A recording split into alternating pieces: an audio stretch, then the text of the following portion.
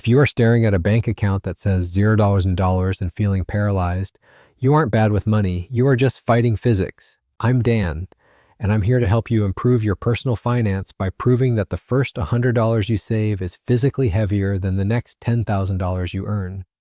In high school physics, you might remember a concept called static friction. Imagine a heavy car stalled on a flat road. You get behind it to push. You heave with all your strength. Your veins pop out.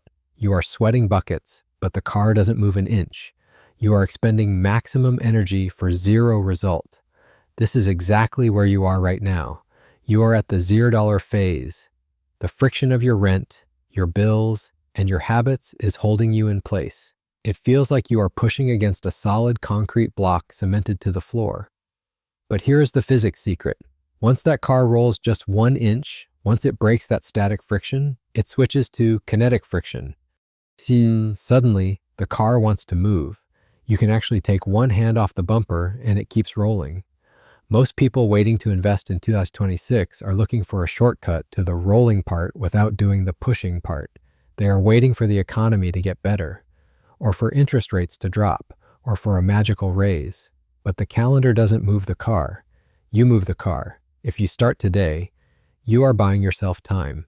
If you wait for the perfect market conditions, you are just letting the tires deflate. The strategy I am about to show you, I call it the 4-step waterfall, is designed to get you past that initial friction point as fast as humanly possible, so you can stop pushing and start steering. But you can't push the car if you don't have any gas in the tank. We need to find some fuel first. You cannot invest $0. That is a mathematical impossibility. 10% growth on zero is still zero. Before we can talk about stocks or crypto, we have to win the gap game. As the gap is the distance between your income, what comes in, and your ego, what goes out. If those two lines are touching, you have no gap, and you have no future wealth. We need to pry them apart. We aren't going to do this by telling you to stop buying coffee or avocado toast. That's boring advice and it doesn't move the needle. We are going to do it by hunting ghost expenses. A study by C+R Research found that the average American estimates they spend about $6 a month on subscriptions. The actual number? $219. That is a $133 monthly gap of pure delusion. We are talking about streaming services you haven't watched since 24, gym memberships you don't use, and free trials that silently converted into paid monthly bloodsuckers. I want you to visualize a vampire, but instead of a cape, it's wearing a logo, maybe Netflix, maybe Spotify, maybe a razor blade delivery service. While you sleep, these tiny vampires are attaching themselves to your neck and sipping $12 here, $15 there. You don't feel the bite, but you wake up anemic. You feel broke, but you don't know why. Tonight, I want you to print out your bank statement from last month. Take a red pen, circle every single recurring charge. If you don't use it at least once a week, kill the vampire. That $50 or $100 you save isn't just savings, it is your seed money. It is the fuel for the car we talked about in part 1. Next, implement the 24-hour rule for everything else. If you see a pair of sneakers or a gadget you want on Instagram, you are legally forbidden from buying it for 24 hours. Put it in your cart, then close the tab, walk away, 90% of the time. The dopamine hit fades, and you realize you didn't actually want the item, you just wanted the feeling of buying it. By waiting 24 hours, you keep the cash. Now that we have scraped together a few $100s of gap, do we buy Tesla stock? No, we need to build a defense system first, or one bad day will send you right back to zero. We need to build the oxygen mask.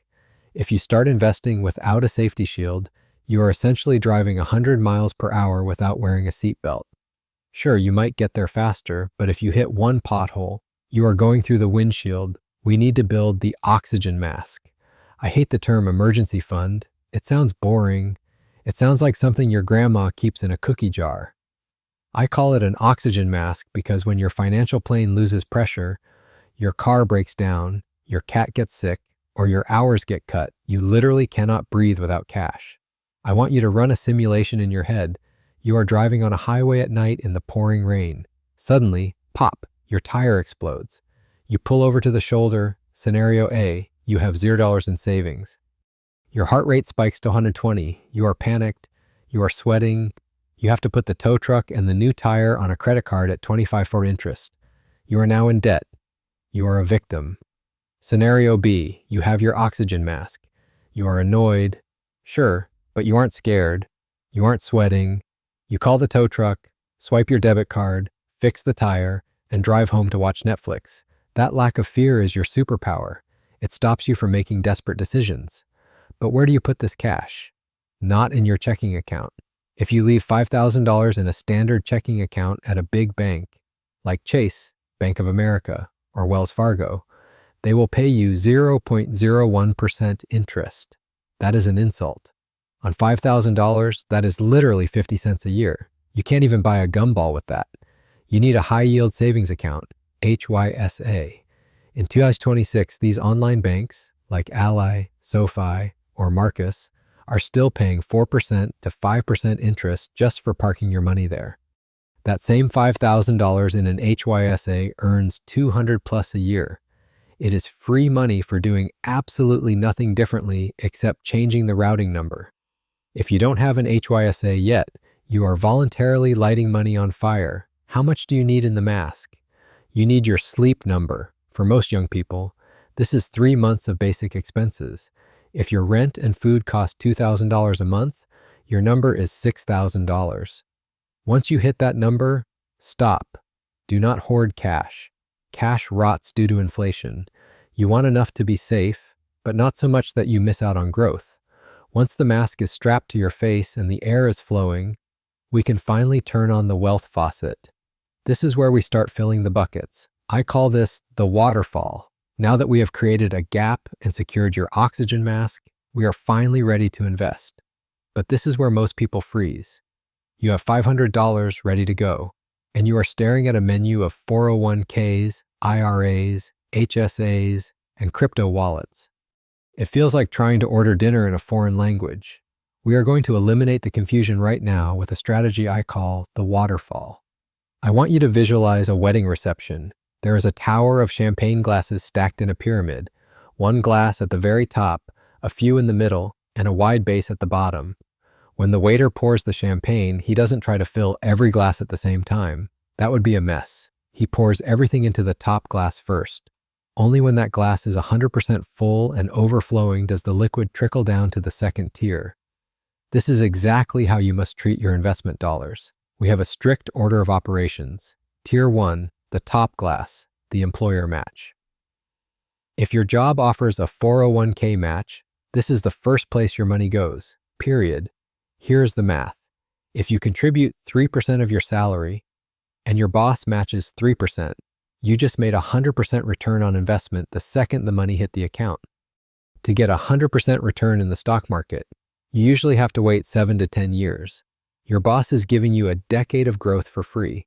If you do not take the match, you are effectively working for less money than your coworker who sits next to you. Fill this glass until it overflows, meaning contribute exactly up to the match limit. Tier 2, the middle glass, the Roth IRA. Once you have the match, let the money spill over into a Roth IRA. This is the tax-free bucket. You put money in today, it grows for 30 or 40 years, and when you pull it out at retirement, you pay zero taxes. Imagine you turn $10,000 into $100,000. In a normal account, the government would take a chunk of that $90,000 profit. In a Roth, you keep every single penny. It is the only legal way to tell the IRS to stay away from your millions. In 2026, the contribution limit is likely around $7,000 to $8,000. Aim to max this out if you can. Tier 3, the bottom glass, the brokerage account. If you are a superstar and you have filled the match in the Roth and you still have money left over, let it spill into a standard taxable brokerage account. This is the bridge. You can access this money anytime to buy a house, start a business, or retire early at 40. There are no age restrictions here. This waterfall system removes the decision fatigue. You don't have to guess where to put your next dollar. You just look at the glasses. Is the top one full? No? Fill it? Yes? Move to the next.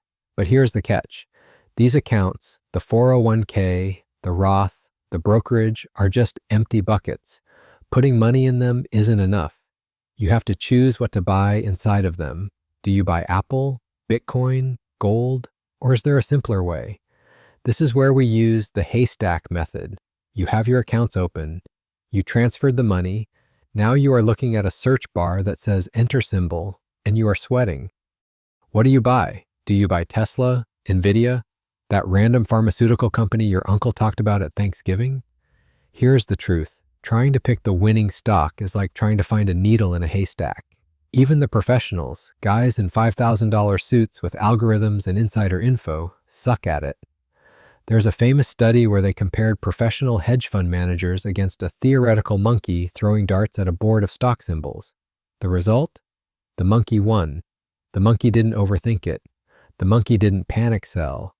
The monkey just hit the board. So, how do you beat the pros without being a monkey?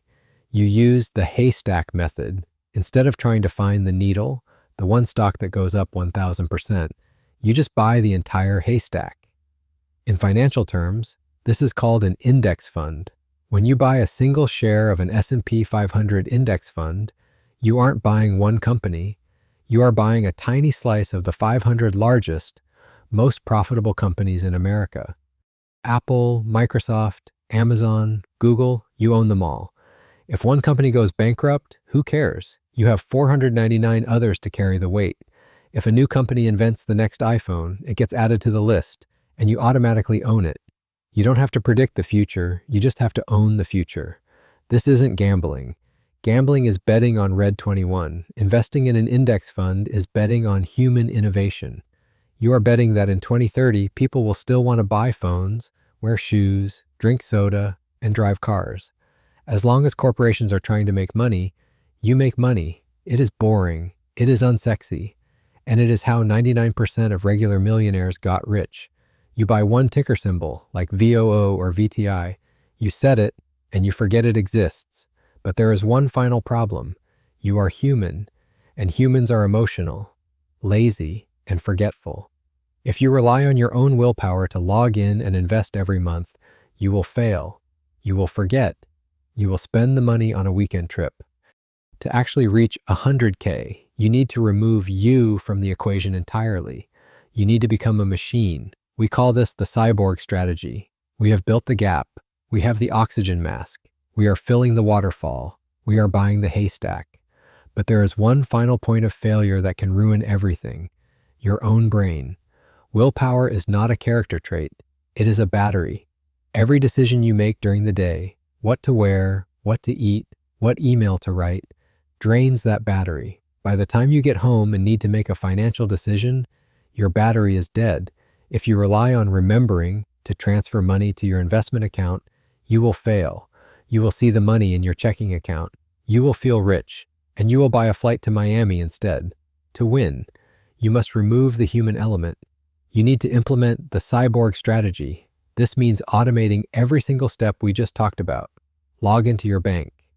Set up an automatic transfer for the day after payday. If you get paid on the 1st, the transfer to your Roth IRA happens on the 2nd. If you get paid on the 15th, the transfer to your high-yield savings happens on the 16th. You want the money to leave your checking account before you even have a chance to see it, touch it, or spend it.